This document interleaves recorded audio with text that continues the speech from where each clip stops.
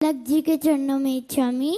महाराज जी, मेरा क्वेश्चन है कि जब भी कोई भगवान मोक्ष जाते हैं तो हम उन्हें लड्डू क्यों चढ़ाते हैं। और महाराज जी, मेरा दूसरा क्वेश्चन है कि जो भी 24 तीर्थंकर होते हैं उनके चेस्ट पे एक निशान होता है, वो निशान क्यों होता है। बहुत अच्छी बात बेटा। जो लड्डू होता है ना, लड्डू, ये जो आजकल के लोग करते हैं ना, ऐसा लड्डू नहीं चढ़ाया जाता। सम्मेद शिखर जी बना रहे हैं, उसी लड्डू से हथकरघा बना रहे हैं, उसी से भारत का नक्शा बना रहे हैं। ये लाडू थोड़ा है किसी की, ये गर्भ की साधे थोड़ा है, सीमंतनी क्रिया थोड़ा कि आप ये सब बनाते आ रहे हो। साधे वगैरह होती सीमंतनी क्रिया जब 5, 7वें 8वें महीने में, तब अलग अलग प्रकार की खोवे की मिठाई बनाई जाती है। याद करो आप, आपके चलता है क्या? वहाँ बुंदेलखंड तरफ चलता है, बुंदेलखंड कोई हो तो समझेगा। वहाँ जब सीमंतनी क्रिया होती है, गोद भराई बोलते हैं जिसको, 8वें महीने में, 7वें महीने में या 9वें महीने में, तो उस समय वो अलग अलग मिठाइयाँ घर से बना के ला के लोग लाते हैं कि खुशी के लिए। बेटा लड्डू जो होता है, लड्डू होता है तुम्हारे गाल की तरह गोल मटोल, देखना गोल, एकदम पूरा गोल। इसीलिए लाडू चढ़ाते हैं क्योंकि ना उसका आदि है ना उसका अंत है। बताओ लड्डू कहाँ से बनना प्रारंभ हुआ? लड्डू बनने के बाद समझ में नहीं आता कि कहाँ से बनना प्रारंभ हुआ है। ऐसे यही बात आपको समझना है। सिद्ध जो हो चुके हैं भगवान, वो सब तरफ से एक से गुण वाले हैं। लड्डू कहीं से भी खाओ एक से ही स्वाद देता है ना। अब कुछ लोग ऐसे भी हैं कि उसमें शक्कर का लड्डू चढ़ाएंगे, बूंदी का नहीं चढ़ाएंगे। क्यों?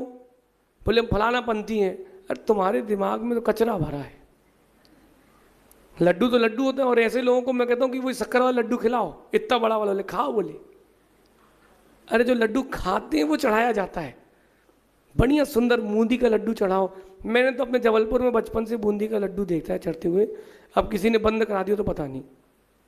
इसलिए बेटा लड्डू चढ़ाते हैं, सब तरफ से मीठा होता है, उसका आदि अंत नहीं होता। जो सिद्ध बन चुके हैं भगवान, जो मोक्ष जा चुके हैं, वो सर्व तरफ से एक से गुण वाले हैं। न उनका अंत होगा, न उनका कोई आदि है, ऐसा समझना। और दूसरा प्रश्न क्या था गुल्लक जी का? चेस्ट पर निशान क्यों होता है? ये बेटा उनको वक्षस्थल कहलाता है। ये उनकी शरीर की सुंदरता के लिए होता है। इसका कोई अन्य और कोई ऐसा उल्लेख नहीं है। वो सुंदरता के लिए होता है, फूल जैसा निशान जो होता है, ऐसा समझ।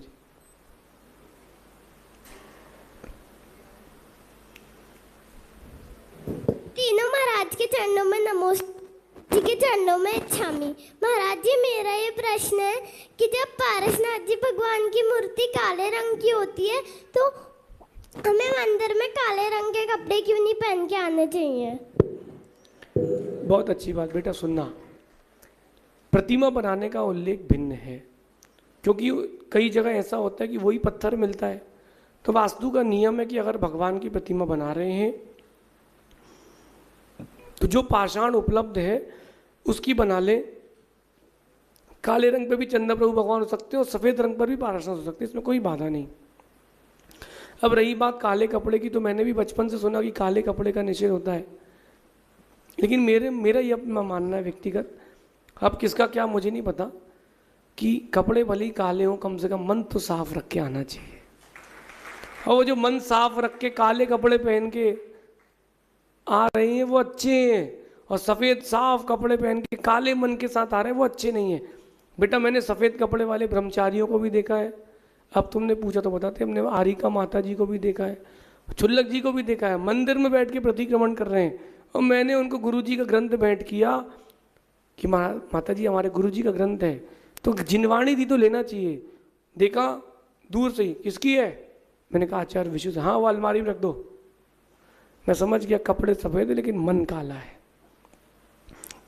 और मैं आज उनकी दशा बताऊं, बेचारे अकेले घूम रहे हैं, कोई पूछने वाला नहीं है।